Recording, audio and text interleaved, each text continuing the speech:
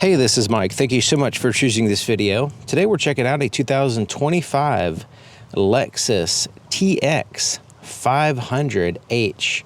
Now this is the F Sport trim on 255/45 Continental tires wrapped around 22-inch alloy wheels with a gloss black finish.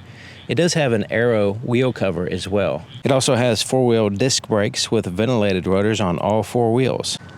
This vehicle is super maneuverable, and partly the reason why is because it has rear wheel steering. And that makes a huge difference when you're driving this. It's just a pleasure to drive in small spaces and maneuver in tight areas and park in parking spots and all that stuff. Now this one is in the Nightfall Mica exterior color, and it is impressive. It's a dark blue color, and it looks good with the gloss black here in the front. You see the gloss black portions here. It does have cornering lights, which I'll show in the night video, fog lights, and then a single projector headlight for your low and your high beams. But yeah, it does have the full 60 camera system, parking sensors up here, adaptive cruise control sensor, and headlight washers as well. So looking at the profile, this vehicle gets a lot of attention. I've had a lot of people approach me, want to look at it and sit in it and all that stuff. They're very interested in it. It's kind of hard to tell, but the handles are a combination of body color and gloss black. With this color, some of the gloss black kind of blends in, but it does have the gloss black pillars there and the side mirrors. And the F Sport, you know, it's intended to have this sporty look with the gloss black and all that. So that's where a lot of that's coming from. So looking at the back of the vehicle, you can see it has a shark fin antenna. And then it has the rear spoiler here with the third brake light. But there is also a rear view camera. I don't know if you can see it. It's right in here. And the wiper wipes past it. So the rear view camera stays clean. All you have to do is turn on the rear wiper to clean it up. So that's really good. And then the backup camera is offset right here. And of course, parking sensors back here. And the camera system, the parking sensors, all that works really well. So, you know, like I mentioned, with the all-wheel steering and the turning radius and the camera system and all that, it just, in tight spots, it's a breeze. It's really nice. Now, it has a full LED taillight system, and I'll show this in a night video, with the light bar in the back, the reverse lights, everything LED with amber turn signals here back here as well. If you drive this vehicle, there's no way you'll guess it's a four-cylinder. It feels so strong and satisfying to drive. That hybrid system really does a good job of, you know, basically complementing the four-cylinder and giving you a very strong, satisfying acceleration, and it just feels good. Now you can see there's some heat shielding back there because there is a turbocharger back there as well. Four-cylinder engine. It is all-wheel drive, but the orientation of the engine is like a front-wheel drive. This vehicle is powered by a 2.4-liter four-cylinder hybrid engine. So combined together with the hybrid and the four-cylinder together is 366 combined horsepower.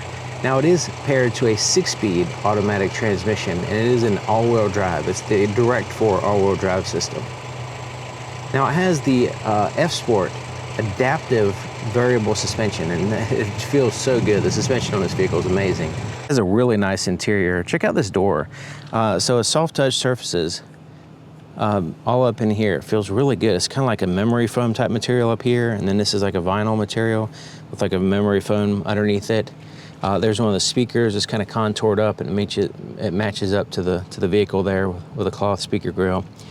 And there is a handle here you can utilize as a pocket because it has a felt lining in there and it's large enough. You can put your phone there. Place for smaller items there, smaller pocket, and then you have the larger pocket at the bottom. That's where you'll find the hard touch surfaces. Now it has the Mark & Levinson sound system, which sounds really good to me. Now the handle, the button for, this is like an electronic button for opening up the door, because the way the door works is it basically has a button back here. So it's not like a mechanical like handle like you would think. So, you know, it's a little bit different. So this is actually a button here, but it has a manual override by pulling it out. There's the threshold area with the F Sport sill plate. And then you have a power seat, and the seat's able to go up and down, tilt, all that, and a two-way lumbar adjustment as well. And the way these seats are, they got the leather, and then they have like a suede material, suede cloth, kind of like an Alcantara suede. But yeah, they look good. They're just not very comfortable to me. So yeah, they look good. And the bolsters are adjustable on the driver's side. There's a pocket right here. Wish it had one on the other side. You can see there's like a little place to put stuff there. That's pretty cool. And this is like a soft material here. Hard touch surface here. Locking glove compartment. This felt lined as well. Then we have more of that suede material right in here.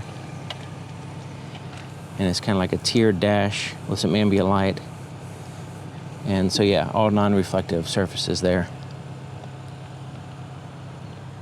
So getting in and out of the vehicle is no problem. The height is really good. And there in the front, the back is even better. Look how big the back door is. It's even more open and easier to get in and out of, especially if you're accessing the third row. So this back door basically is very similar styling as the front. Same materials, even has, in addition to the privacy glass, it has the privacy shade that extends out.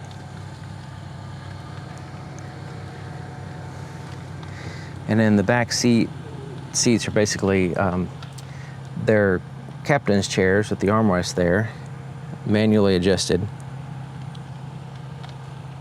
Now you do have the ability to release it quickly with this button. Like so, it releases it. That way you can push it forward easily. Then you can access the third row, and both seats here in the third row have car seat attachments. There's some cup holders there, USB-C port there. Same thing on the other side. And check out the legroom, completely flat floor. The seats are decent enough height off the floor, so that way your knees are not sticking up in the air if you're an adult. But yeah, that looks really good. Lots of legroom. This is a very roomy vehicle. You can see the legroom here as well in the second row. You can see the pockets, climate control, USB ports. There's even a power inverter down here, 1500 watts. That's pretty substantial, and it's a 3-prong. Little storage pocket there. Heated and cooled seats here in the second row. And then here is the cup holders, similar to what we see in the front, where they're removable cup holders. This whole thing's removable too. Then you can have that if you want. But yeah, this whole thing right here, you can take it out. And these cup holders are individually, you can take them out and snap them back in place, that kind of thing. Kind of neat. Could be useful in certain scenarios.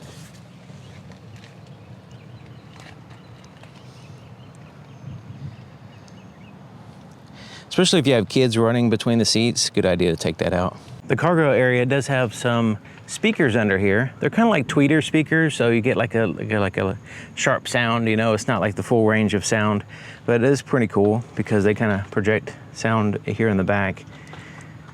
And if the seats are occupied with passengers, this is a pretty decent amount of cargo space you have. This is enough to get groceries and all that stuff. It's fine. It does have a subwoofer there, which, you know, depending on what you place, you know, it will be add to some bass, you know, depending on what you're playing. Another power inverter back here.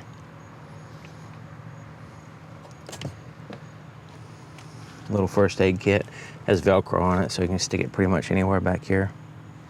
Under here is tire tools for the spare tire, jack and stuff like that, and a little bit more subfloor storage. And there is a shade that you can put in place if you like. Now, folding these seats down, it does have these buttons here. So you can just press that. Go ahead and press that one. And they'll go down and get out of your way. The second row is manual, so you have to flip those down you know, separately. But yeah, there you go. We're added a huge amount of cargo space by simply pressing some buttons. So yeah, that's really nice. Get another view of these cup holders and stuff. But yeah, and then the second row will fold flat if you need additional space, but this would be great. And also you can fold one or the other down if you need to keep like a car seat in place or a passenger. You can add to the cargo space while still maintaining passenger space. You can see it has the sporty pedals down here. And other than the seat doesn't work for me. You have to decide whether it works for you. It's very roomy and looks good, feels good. The steering wheel feels really nice. It's a little bit rubbery feeling. It doesn't it's not too hard. It has a good thickness. Doesn't dig into your bones or anything like that.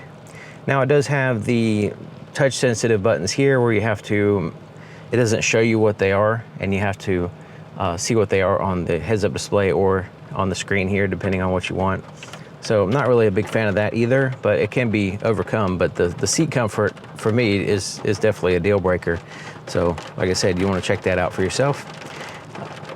And then there is paddle shifters back here, giving that sporty look and sporty feel. Windshield wiper controls here. It does have the rain sensing system as well. And then turn signals here, but also your headlight switch. And your fog light controls are all right there.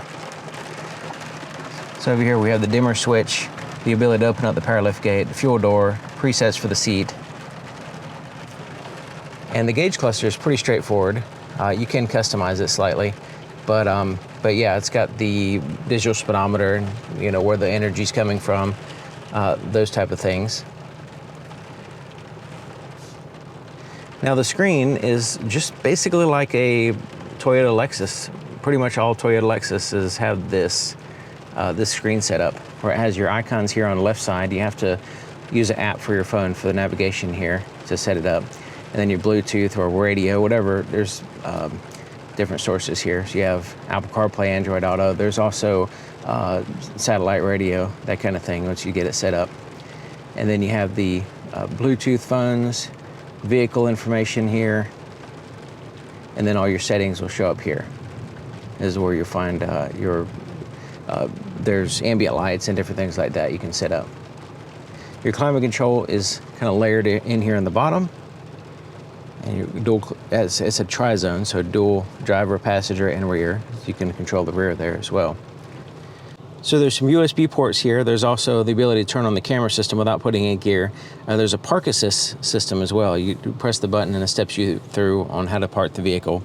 And it kind of turns the steering wheel and all that stuff for you. Park assist. The wireless charger is great. As long as I put my phone right here, even with this large case, I just put it right there in that spot. It tends to charge every time, which is great.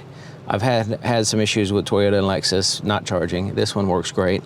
It has these cup holders, which are removable. So like right now, they're just kind of locked in place. And I have these arms right here, these little rollers on it, which is great for styrofoam cups and stuff. It doesn't dig into it and anything, but you can take them out. So there's a little button there. You just press that and it releases it. And then you can take this one out if you want. And then you have this space here. So it's kind of like a little bit of a flex space depending on how you want to use it. And just kind of push it in there, lock it in place. Make sure they're locked, so you don't want to put steaming hot coffee there and they're not locked and then it falls over or something when you turn. But yeah, here's the shifter. And it's basically the Prius shifter. And so basically pull it like that to go down, to go to drive, over, up to go in reverse, over and hold it for neutral. If you're in drive and you want to go in manual mode, you pull it straight down like that and it'll go into manual mode. And you can use the paddle shifters for shifting and it'll show you what gear you're in right here. So it says M1 there. You do have different, like an off-road button there, like an off-road terrain button that you can initiate. Also a traction control off button, electronic parking brake. These like armrest is pretty soft. It feels good and even has a kind of like a property line so you can share it with your passenger without fighting over it. And then it has these buttons here and they open up independently and then you can access this compartment here. Pretty good size. It's felt lined, looks good. Adequate space. The rearview mirror right there has a rearview camera as well, which works great. Basically that has me spoiled now. I like rearview cameras. You do have adjustments here. We can adjust the brightness and all that stuff. And then on this side, you have the HomeLink garage door opener control. So up here, we have a place to put your sunglasses. Here has a felt lining on the inside, kind of small. So if you have large sunglasses, it might not fit. So up here, we have some individual tap lights. We also have all the lights can turn on with this button. And you can have them turn on with the door with that button. There's a separate button for the shade versus the glass movement. And I like that, especially when it's raining like it has been now. That way you can open and close the shade without accidentally opening up the sunroof, because sometimes if they're all tied together in one single button, it's a little bit of a pain. But this having all separate buttons, so sliding it, tilting it, and doing the shade is all separate. So I like that. And I showed some features, light features in the night video if you want to check that out. Now the visor has a mirror with a light, and it is a cloth material. Has a little place to put like a registration or something there. Now the visor does slide out, but it doesn't go all the way to the end, so you know right where the sun's going to be. So here's the sunroof. You can see it's quite wet, so I'm not going to open it up. But look how huge it is. And let's go ahead and close the shade. So you can see the shade covers 100% of the light. Now it does build up some heat and stuff because it's just basically a cloth.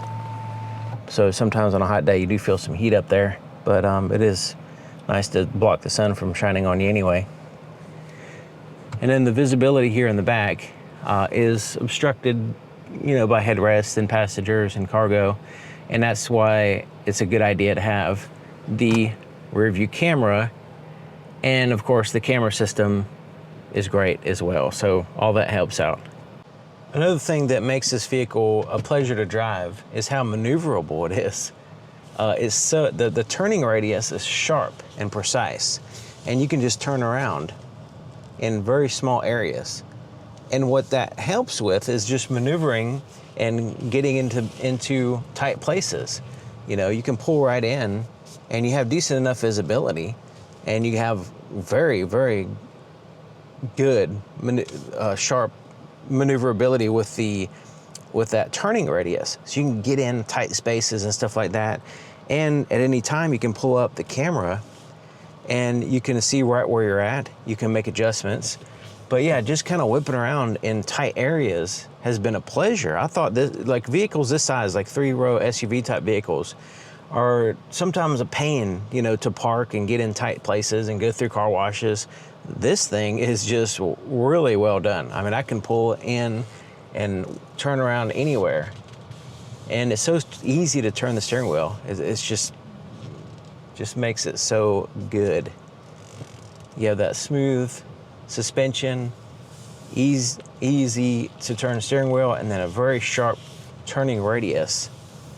Makes this vehicle good for just tight areas, tight spaces, parking lots, that kind of thing.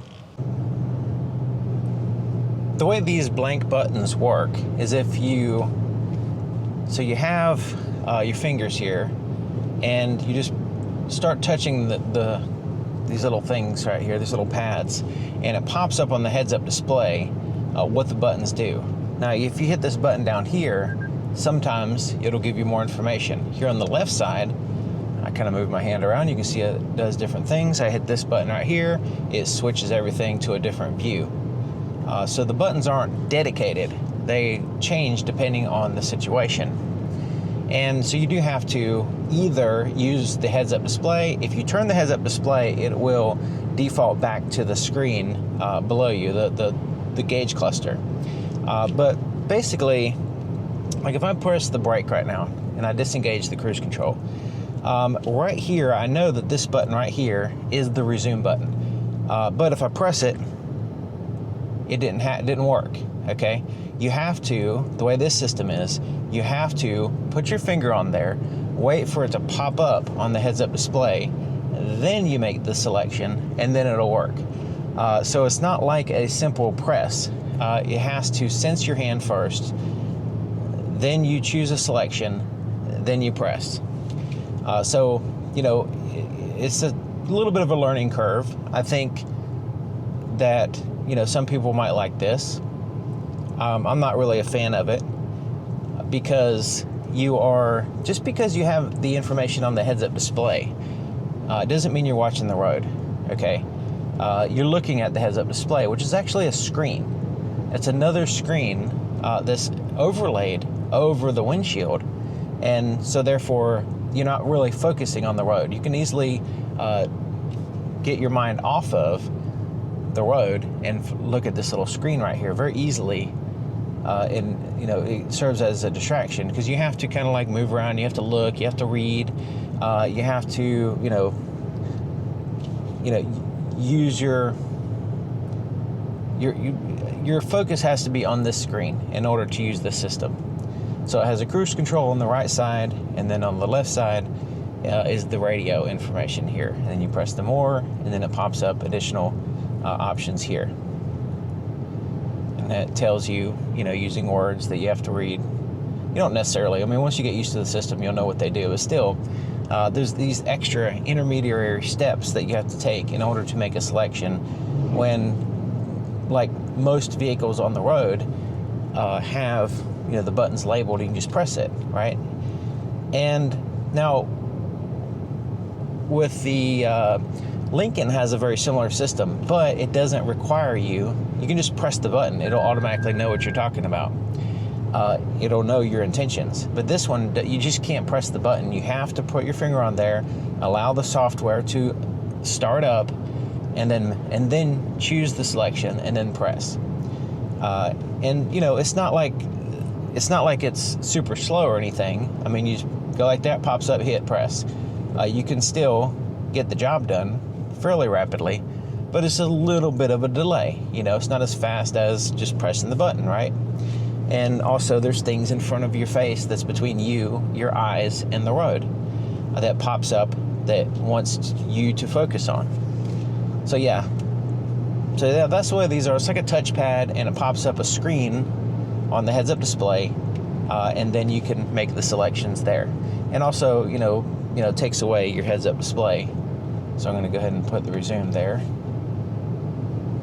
So some of the features kind of disappear as you have this pop up.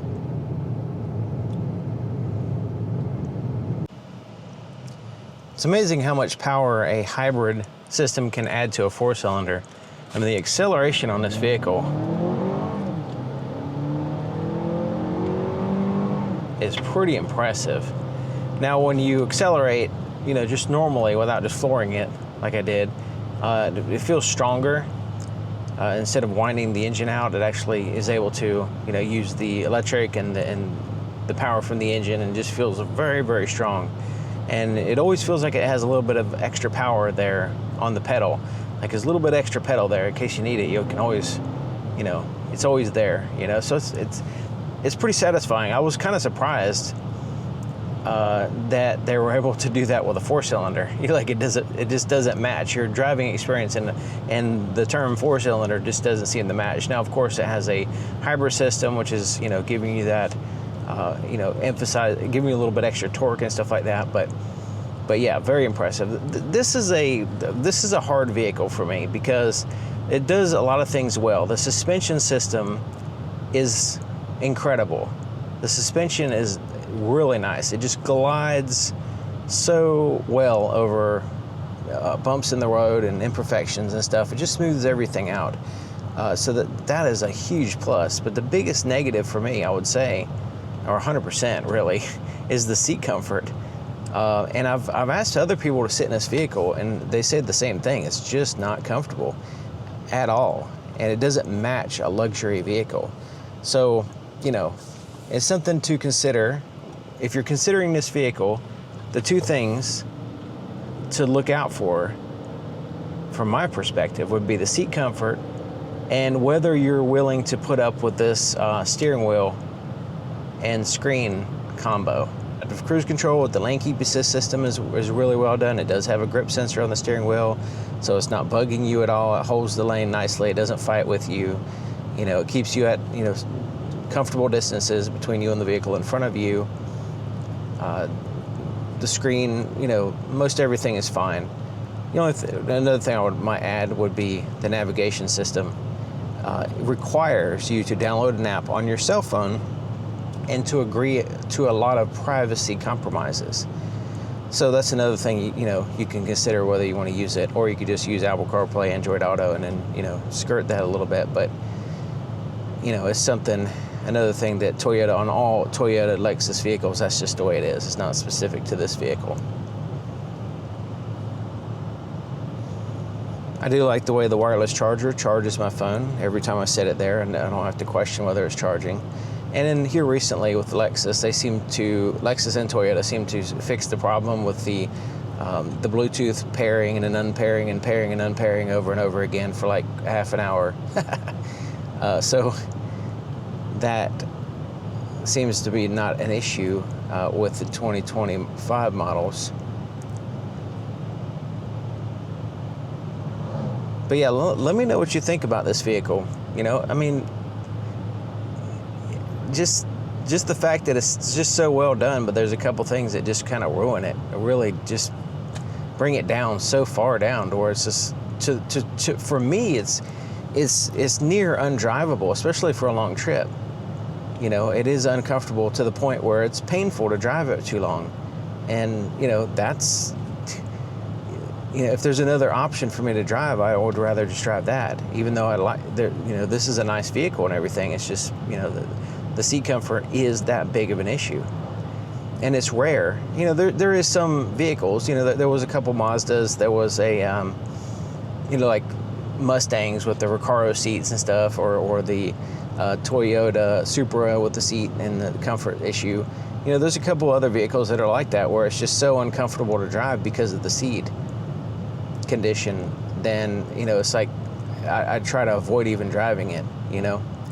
But yeah, this is, I mean, I can handle it. It's not like super duper like some of the other ones, super duper painful, but it's definitely, you know, more than 20-30 minutes. I'm ready to get out, you know, because it's such a problem.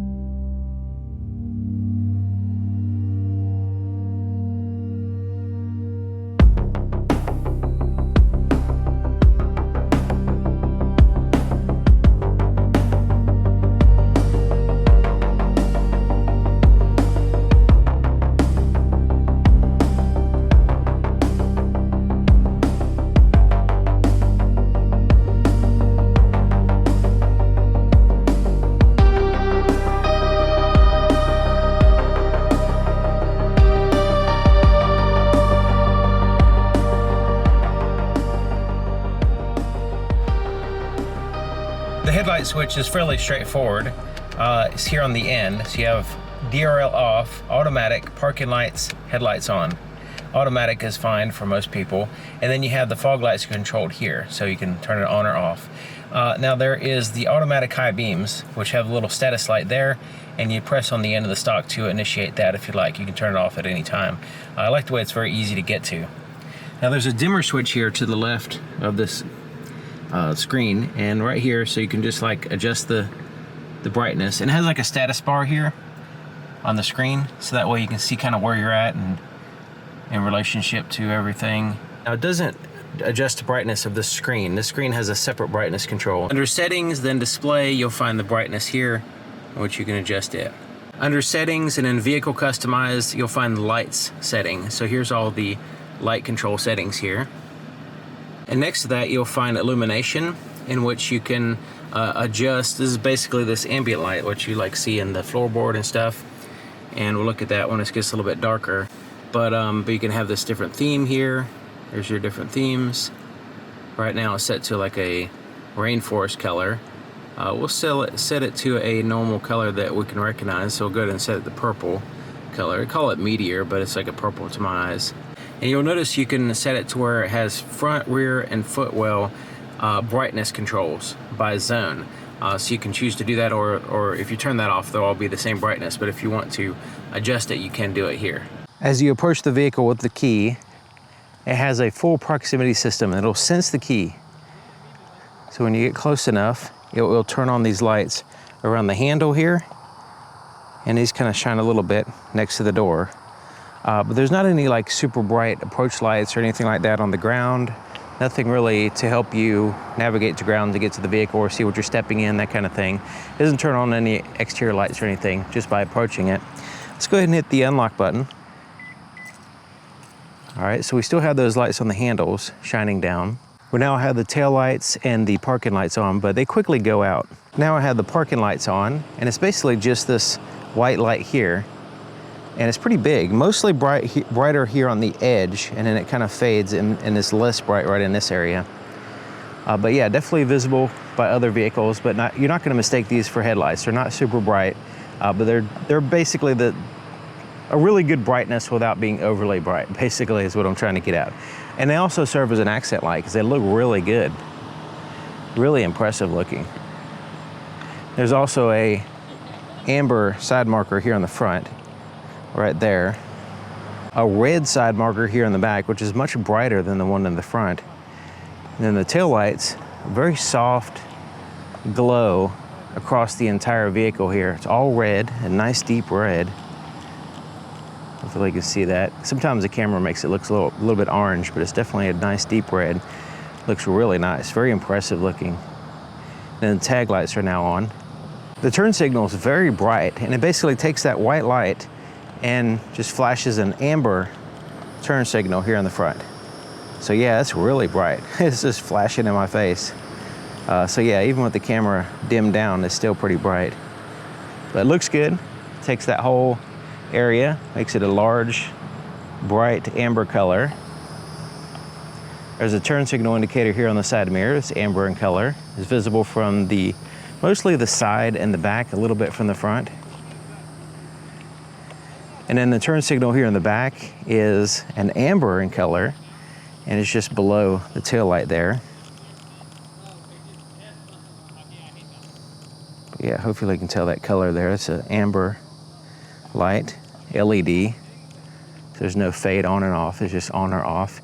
There's a third brake light at the top of the glass, and then the reverse lights are integrated into the tail lights.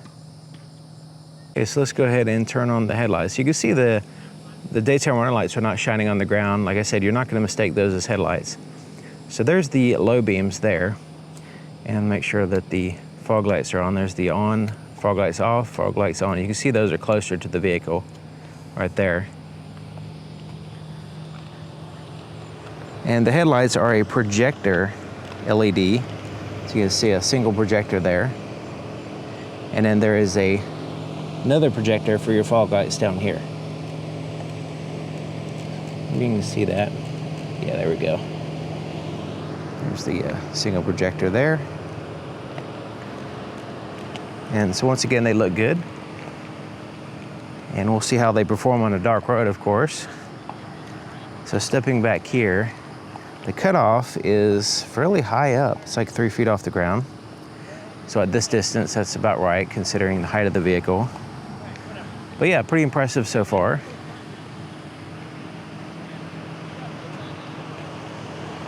Let's switch to high beams so you can see what it looks like. And the fog lights turn off when I have the high beams on. And basically the high beams are the same thing.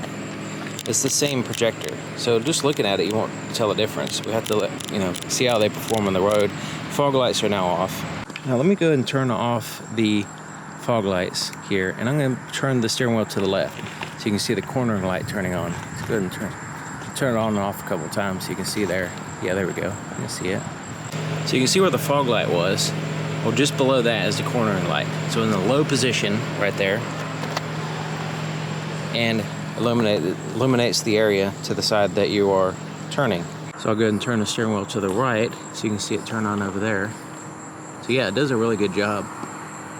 Now when you put the vehicle in reverse, it'll turn these on to give you just general lighting around the vehicle when you're backing up as well. The cargo area has 3 lights. You have one under here, right here, and it's like a little pinpoint light. It's not really doing much. When I block it, it doesn't really do a whole lot. I guess to some degree it shines right here a little bit, but it's very, very dim. The main lights are here on the sides, and they're kind of down here. They're very low, so they're just shining like in this area. And once again, you can see this one shining on that piece of paper. So yeah, they're just mostly localized in that area there. But here, it's just not really all that good. Let's see if I can, yeah, like this light right here is just not really doing a whole lot. I guess If it's super dark, it might give you just like a little bit of moonlight, more just background light. But as it is, you know, this could definitely be improved as far as you know, interior lights. It's okay, I guess, but you know, I would prefer, you know, some kind of like, I do like lights on the lift gate. Like if you had a light strip up here that's really high up, it can illuminate this whole area without having to have multiple lights. You just have one light strip across this top, and shining in this area would be excellent. Because even if you fold these seats down and you have this cargo space, these lights are just not going to cut it, you know. So they're very localized. Another thing is having these lights very low like that. When I open this case, they're not going to shine in this case. You know, if you have luggage or something, you're trying to look in it, they're just basically illuminating the floor. They're not illuminating much here. The interior lights for the third row look pretty good. There's two of them, one on each side. They illuminate the seats, the floor very well. These cup holders area here on the side, and there's like a little illuminated button there. But yeah, this is okay, and it doesn't shine in the passenger's face either. So it illuminates the relevant areas without being overly done and shining in the passenger's face. The lights here in the second row, once again, we have two lights, one on each side, and it illuminates mostly in the seat, not so much in the floorboard, but it does a decent job of illuminating the center space right here. And then this area, where you can see there is a little storage compartment and two USB ports and a power inverter down here. All that is not illuminated by these interior lights, but it does have the backlit buttons for the USB ports and the climate control. But this area right here is just left completely dark, basically, even with all the interior lights on. And the inside of the door does have a puddle light. That's excellent, glad to see that. And then it has this little ambient light, which you can change the colors on. And remember, we changed it to a purple color, so that's kind of like a desaturated purple, I guess. And there's a little light here to find the door switch, and then illuminated buttons there. This area right here, if you can tell, is dark. This pocket right here is completely dark. The inside of the driver's door, instead of giving us a puddle light, it gives us this F-Sport thing on the ground, which doesn't serve as a puddle light.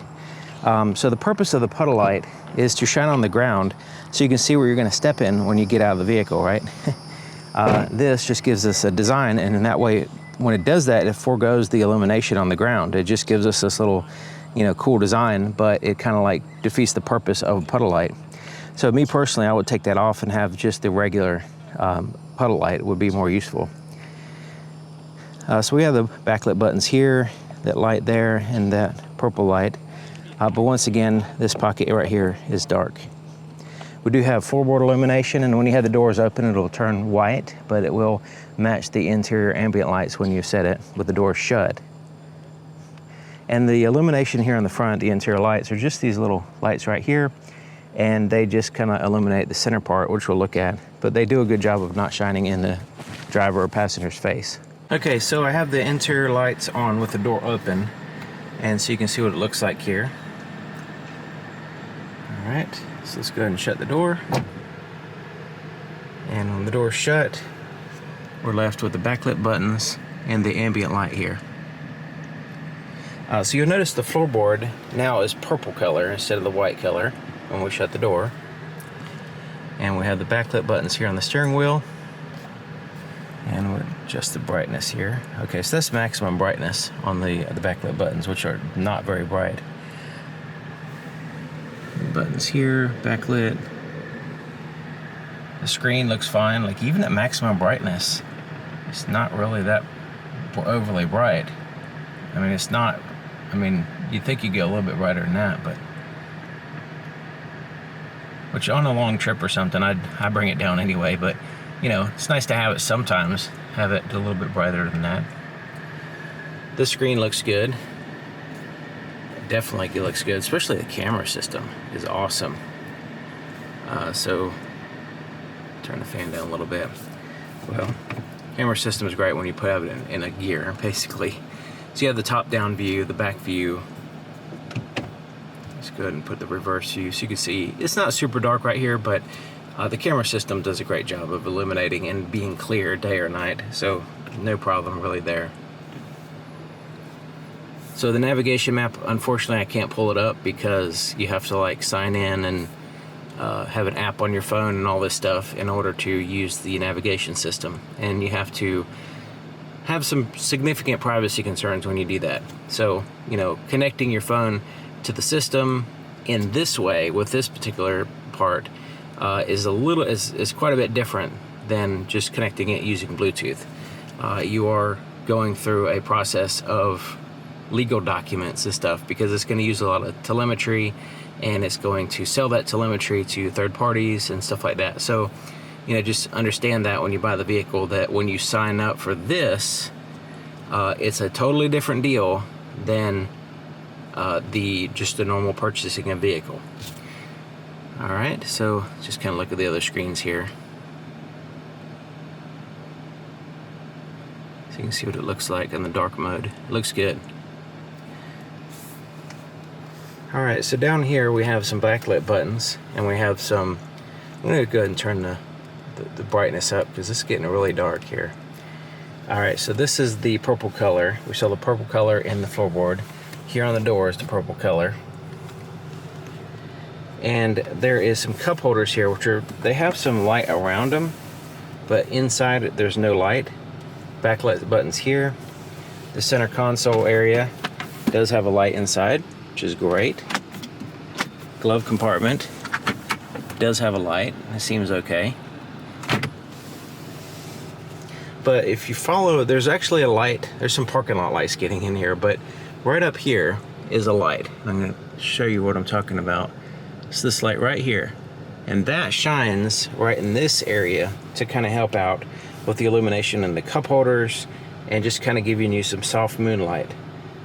So in addition to the accent lights, you have that light right there, and that really makes a huge difference when it's super dark, that light right there. So that is a great idea, having that light. And all the lights up here are backlit, including the lights for the interior lights. You know, the button for the interior lights is backlit, which is great. That's just, a lot of vehicles don't do that. You know, they just leave that dark. So, and the one button that you would only use when it's dark and you can't see, they don't illuminate it. But in this case, I'm glad they did it.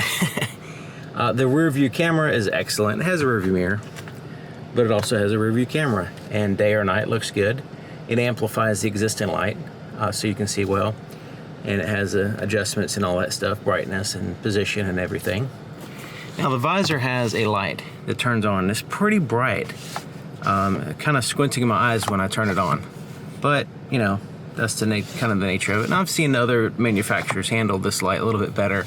It is bright, and it's kind of like, you know, cast a shadow in your face or whatever, but I don't know, that could be implemented a little bit better, I would say. So let's change, this screen looks a little bright on my camera, but here's the different options for the colors. But let's go ahead and change it. I'm not seeing a red, so let's go to custom and say okay, and let's customize that custom color to a deeper red and see what that looks like. All right, so now we have red everywhere. That's pretty cool looking. Got the red everywhere. And once again, we can adjust the brightness by zone. So if we want to have the footwell not as bright, we could do that, and, you know, adjust the brightness. So custom color can be anywhere in here. Let's go to a blue. Blue's nice. But I know some of these colors are a little bit desaturated. They're like a real light version of what they're going for. So like a light blue in this case instead of a deep blue. But that red was definitely pretty deep in color. But yeah, that's pretty cool, ambient light. I like the way it kind of goes around the cup holders a little bit. All right, so there is the low beam cutoff on a fence. There's the high beams, there's the low beams. And you'll notice right in somewhere in this area, there is a dip or a cutoff or a notch. Like a lot of manufacturers will call it a notch. And that's supposed to line up with the oncoming lane. And it's actually coming from both headlights. So the distance will, angle and reach a point to the oncoming lane as you're driving. And that's the intention, to help avoid oncoming drivers in certain scenarios, especially like glare from, you know, wet roads and stuff like that, or just deviations, bumps in the road, and that kind of thing.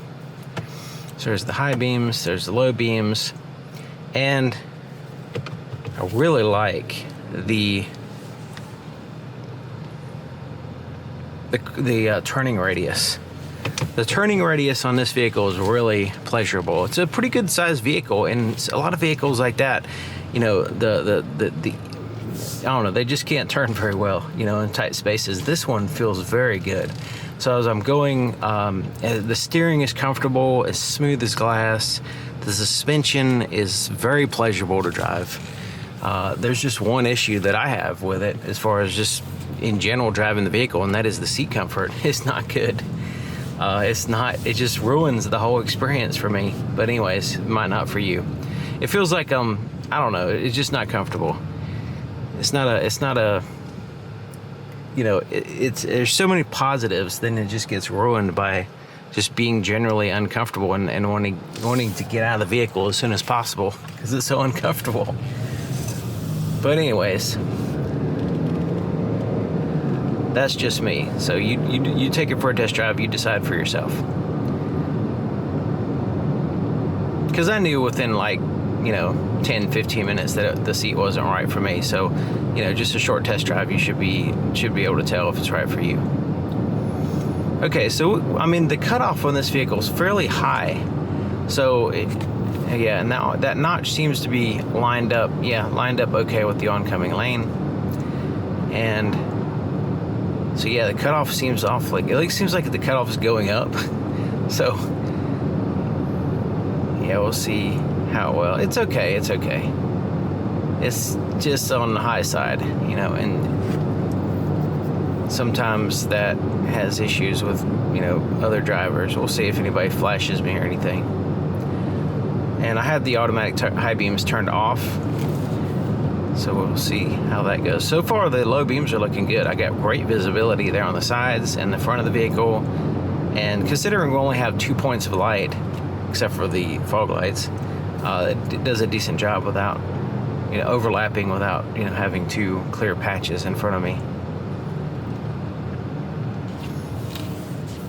But yeah, hopefully there won't be too many cars down this road, so we can look at the high beams, and the darker area is down here. Acceleration is good too.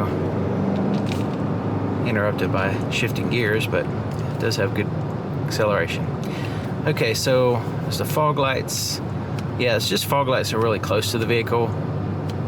So yeah, it's not like it's a big deal as far as the distance. So it's not going to interfere with our judgment of the high beams for the low beams. I mean, yeah, the low beams are good. I mean, those look really good. All right, so the high beams are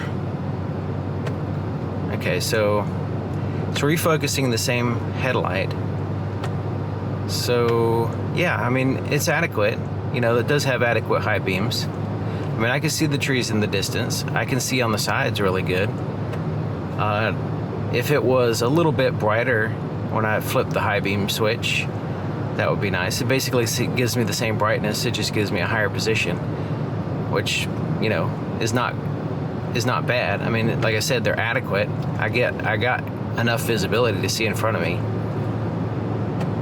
It's not adding any additional light though. It's just refocusing light at a higher position at a distance.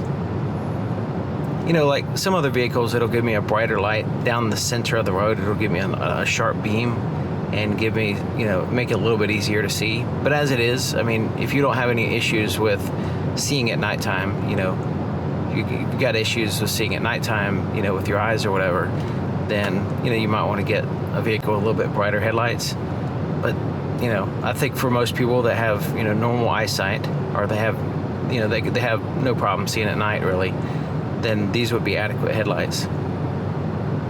Because the pattern is well done. I mean, you have good visibility everywhere. You don't have to worry about bending the light left and right and all that stuff. It just has good visibility everywhere. And they were able to achieve that with just 2 light points, basically 2 headlights.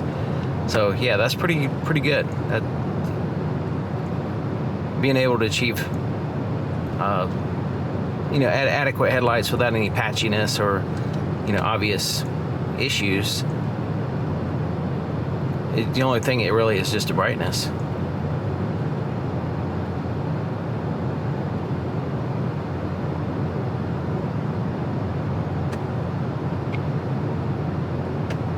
Yeah, I mean, sometimes it's hard to even tell I have the high beams on, but